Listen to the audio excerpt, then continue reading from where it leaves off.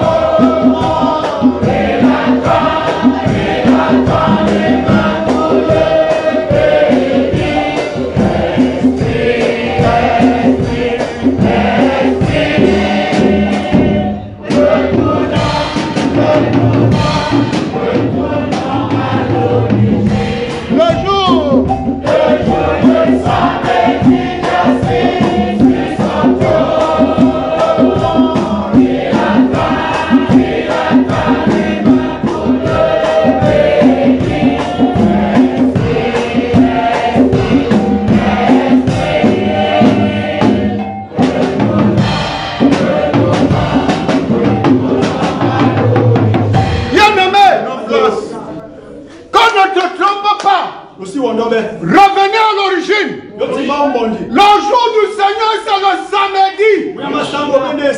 C'est le sabbat. Le 7e jour. Le jour du repos. Il est assis sur son trône. Il attend les prières. Il matérialise. Lorsque tu pries de tout ton cœur, bien-aimé, tu ne sortiras jamais ici sans que tu aies ce que tu as demandé. Le jour du sabbat. C'est le jour-là qui est destiné pour te sanctifier. Car qui peut te sanctifier si ce n'est lui-même? Qui peut te sanctifier si ce n'est le Créateur lui-même?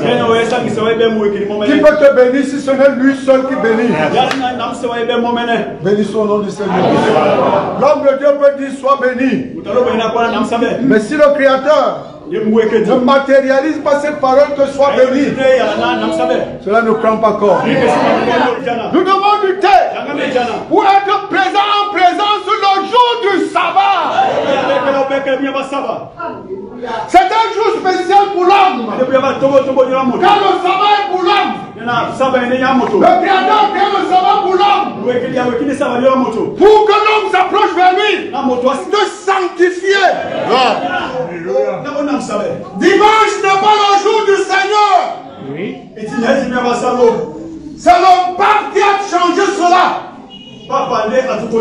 L'Éternel a dit que le sabbat, qui est le 7e jour, le jour du repos, c'est une loi perpétuelle.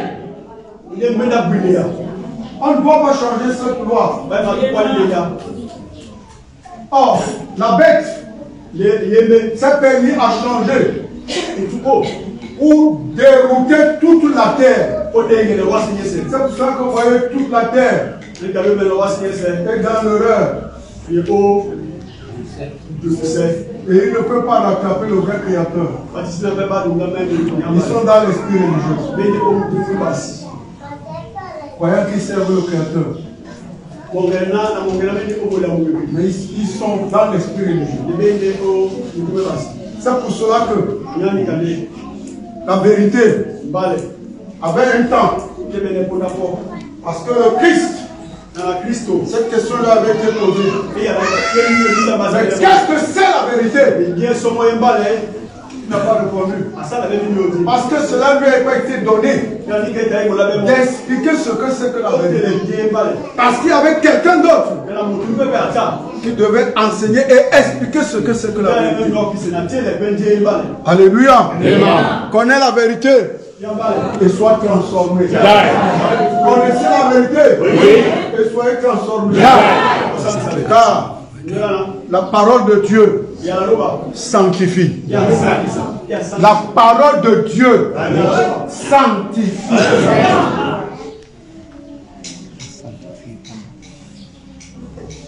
Si tu sais que c'est le jour du sabbat, prépare-toi au vendredi. Prépare-toi au vendredi.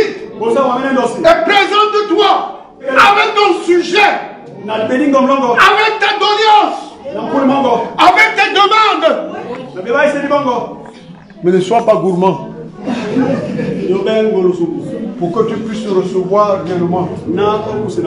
Et avec une seule demande que tu désires ardemment recevoir le jour-là. Oui. Les sabbats ne sont pas finis, non? Ce n'est pas le jour-là que tu viens. Seigneur, je veux le pain. Je veux l'arachide. Je veux les habits. Je veux la voiture. Je veux le vélo. Maintenant, quand tout cela est maintenant devant lui, il va regarder tout ça. Et il regarde l'humanité. Toi, c'est le jour-là. Les autres auront quoi? Non, bien-aimé, soyez sages. Alléluia. Un seul sujet que tu as médité au tréfonds de ton cœur et présente-lui le jour du sabbat. On va voir comment ça va prendre corps. Béni soit le nom du Seigneur. Donc samedi, c'est un jour particulier pour toi qui as accepté la vérité. Parce qu'il faut accepter la vérité. Tu peux l'entendre. Tu peux l'écouter. Mais tu ne l'acceptes pas. Tu peux la voir et ne pas l'accepter. Il faut que tu acceptes la vérité. Et tu crois à cette vérité. C'est ce qui va te permettre d'être réel et d'être présent en présence. Lorsque tu te présentes au sabbat.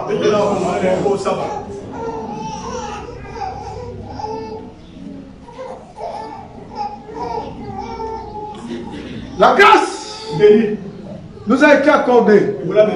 Pourquoi aujourd'hui tu graves en toi le sabbat?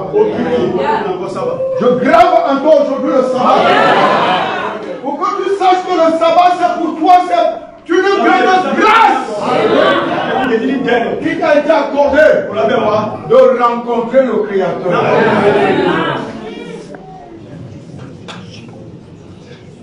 Père, mon âme t'est béni et nous regrette bien. Alléluia. Oui. Tu t'es ouvert aujourd'hui. Oui. Afin que chacun de nous en bénéficie. Permets que nos âmes, nos esprits, nos chairs soient connectés en toi en ce moment. Afin de recevoir de toi cette manne. Cette manne. Cette manne. C'est-à-dire que l'homme ne vivra pas seulement du pain, mais de la parole qui sort de toi. En ce jour, tu décortiques le sabbat. Et tu graves cela en nous. Toi qui graves, toi qui mets le soin à la perfection. Tu es en train de graver à chacun de nous. Tu es en train de mettre le soin à chacun de nous. Parce que tu as dit que c'est au sabbat que nous sommes ressourcés. C'est au sabbat que nous sommes bénis. C'est au sabbat qu'il y a la guérison. C'est au sabbat qu'il y a la délivrance. C'est au sabbat qu'il y a la vie. La vie. La vie. La vie. Et la puissance de la vie. Nous y donne. Mon âme te dit merci. Et te disons merci. Nous te disons merci. Parce que tu habilles chacun de nous. Parce que tu habilles chacun de nous. Parce que tu couronnes chacun de nous. À toi revient la gloire. À toi revient la maison. Isaïe, parce que tu m'as exaucé. C'est ton nom. Isaïe, le fils de grâce. 4. La parole ne tarde pas, tarde pas. La parole ne tarde pas, s'accomplit. Prends place et sois vivant comme je suis vivant. Soyez vivant comme je suis vivant.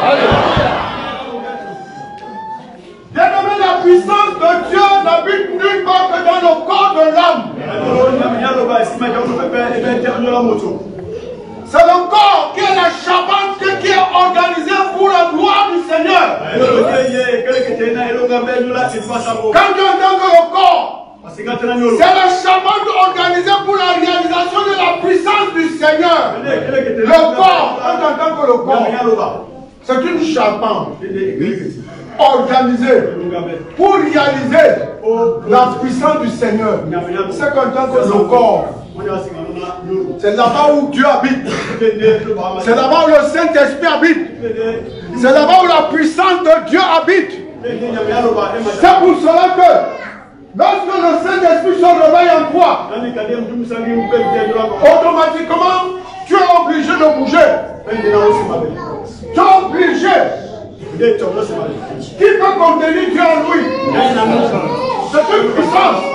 Et quand elle vient, elle te secoue. Jusqu'au moment où tu arrives à la maîtriser en toi. Car l'esprit du prophète est soumis au prophète. Parce que l'homme qui a reçu la double portion de l'Esprit Saint, c'est le prophète. Et quand cela arrive à lui, ça le secoue, ça le menace. Mais au fil des temps, il arrive donc à maîtriser cette puissance. Alléluia. Parce qu'il y a les gens qui ont le don de prophétie. Et il y a les gens qui sont des prophètes. Donc lui, il a le don. Que lorsque l'homme dans l'esprit, il reçoit de Dieu et il vous transmet. Mais le prophète, partout où il est connecté au Créateur. Il te voit, il te lit. Il donne ta vie. Il donne ce qui te dérange. Il donne la solution. Parce qu'il est connecté au Créateur. Sainteté, sainteté, sainteté, sainteté,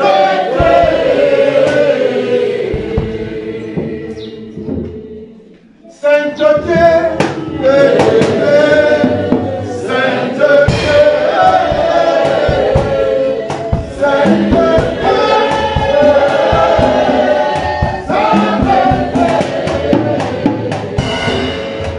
Raconter une histoire. Moi j'aime toutes les histoires.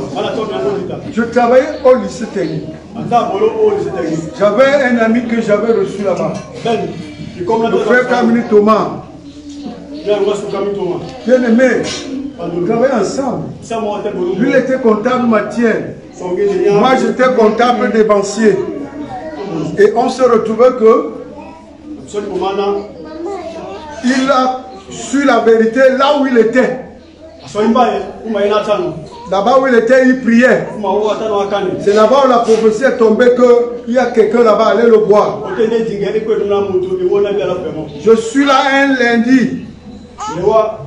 Je vois 15 personnes sont venues me suivre. Il y avait Camille Thomas. Il y avait une prophétesse là-bas, Pampa. Vous ne parlez même pas les langues ici. Ils sont venus me voir que l'esprit les a révélés que c'est moi tel. Moi si là, ce petit garçon qui est ici là, malheureux là, si je connaissais les choses là depuis, c'est que moi-même je suis riche. Comment vous dites que c'est moi qui suis tel. Ok. J'ai dit que bon, j'ai compris. Comme c'est le Saint-Esprit qui nous a envoyé. Moi je suis un homme de prière. Je vais aussi aller prier pour voir si je peux vous enseigner. Ils sont venus comme ça, toute une assemblée, pour que je leur fasse le baptême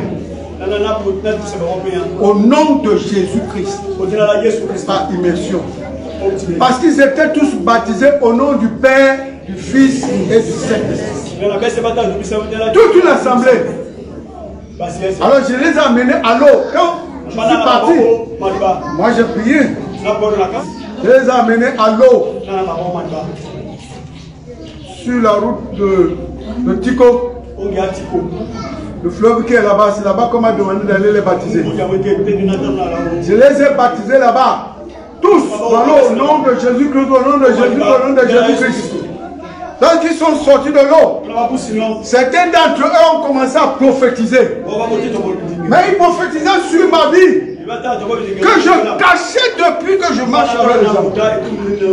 Ils ont commencé à parler ça dehors. Je dis que non, laissez les affaires là.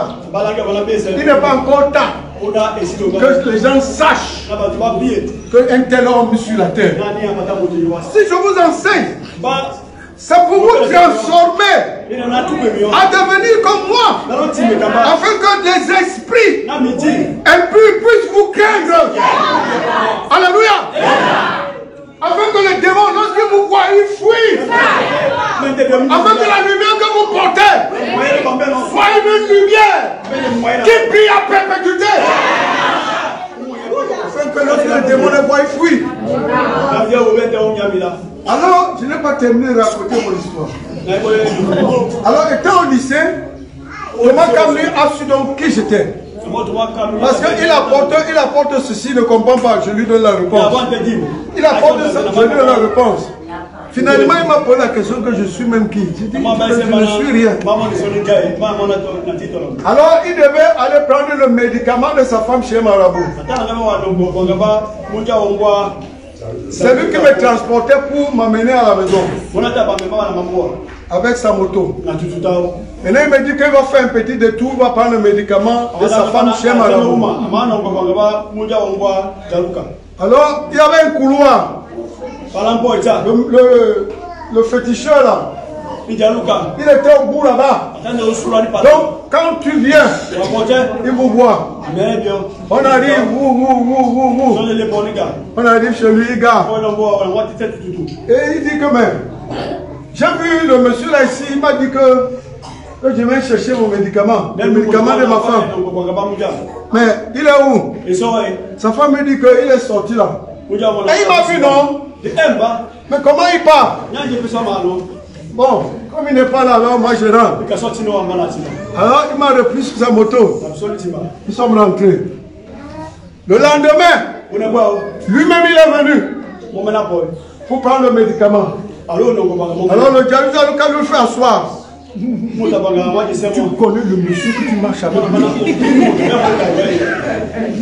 Il a les gens comme ça plein. Et la lumière qu'il porte. Si je restais ici là, il allait gâter toutes mes choses. C'est pour ça que j'ai préféré moi partir. Donc ne viens plus jamais avec lui ici là. Est-ce que tu as compris? Alléluia. L'homme là qui est voyant, il a vu quoi? Il faut que vous portez la même pour prier partout. Pour prier partout. Quand le sorcier va venir te regarder, il est comme avec. Parce que la lumière que tu portes est énorme. Béni soit le nom du Seigneur. Bien-aimé, quand on connaît, on fait bien. Mais quand on ne connaît pas, on s'embourbe. Parce que lorsque tu as enseigné, tu vas bien faire. Tu vas éviter de faire des erreurs. Tout ce que je viens d'enseigner, si tu veux les références, je suis prêt à te donner toutes les références bibliques. Béni soit le nom du Seigneur. Voilà donc le temps. Je t'écoute. Nous t'écoutons. Posez-moi toutes sortes de questions. Béni soit le nom du Seigneur. Nous vous suivons. Alléluia. Je suis Esther Comédio. On est Esther Comédio. Tout à l'heure, quand papa dictait la louange, il a dit que si une prière est bien ficelée, parce qu'il parlait des jours de prière. Alors, ma préoccupation en fait est celle-ci. C'est quoi une prière? À quel moment est-ce qu'on doit prier? Quelles sont les parties d'une bonne prière? Ça, c'était la première question. La seconde, Il a parlé de la matérialisation, le temps de la matérialisation. Je voudrais savoir, pendant qu'on est, je ne sais pas si je vais parler de communion avec Dieu ou bien d'échange avec Dieu, et que l'Esprit ouvre nos yeux et on voit quelque chose, une vision. Est-ce que c'est suffisant pour l'accomplissement ou alors il y a encore un travail à faire pour la matérialisation, pour la concrétisation de cette chose?